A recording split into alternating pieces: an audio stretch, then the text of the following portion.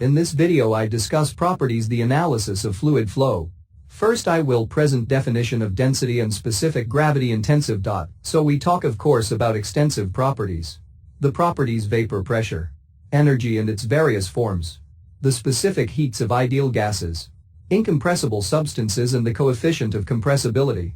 Then I will give you the mean of property viscosity, which plays a dominant role in most aspects of fluid flow.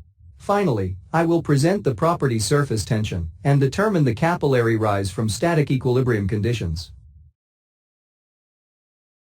Firstly, let's look with criteria to differentiate intensive and extensive properties. What is property? It's the characteristic of a system. For example, pressure, temperature, volume, and mass are the properties. These properties can be intensive or extensive.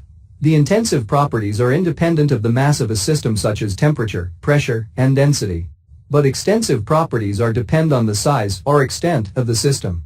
Total mass, total volume 5, and total momentum are some examples of extensive properties. How can determine whether a property is intensive or extensive?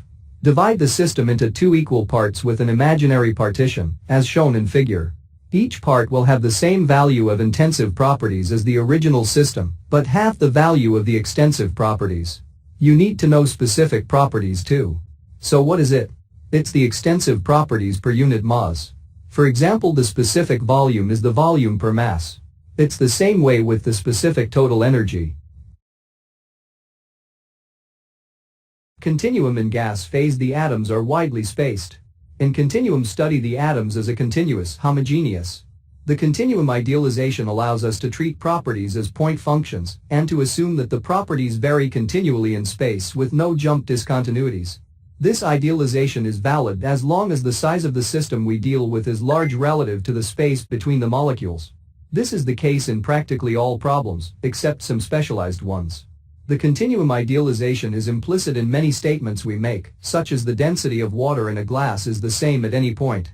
To have a sense of the distances involved at the molecular level, consider a container filled with oxygen at atmospheric conditions.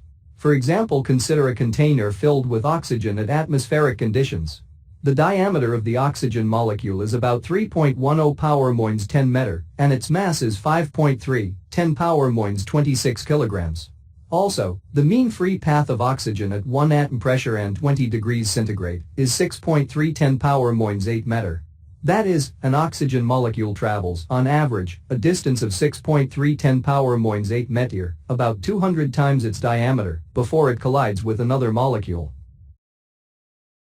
In this part I give you the concept of density as defined as mass per unit volume. The reciprocal of density is the specific volume 5, which is defined as volume per unit mass. For a differential volume element of mass and volume, density can be expressed as this relation.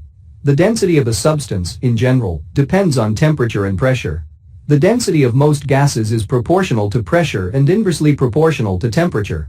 Liquids and solids, on the other hand, are essentially incompressible substances, and the variation of their density with pressure is usually negligible. At 20 degrees centigrade, for example, the density of water changes from 998 kilograms per m³ at 1 atom to 1003 kilograms per m³ at 100 atom, a change of just 0.5%.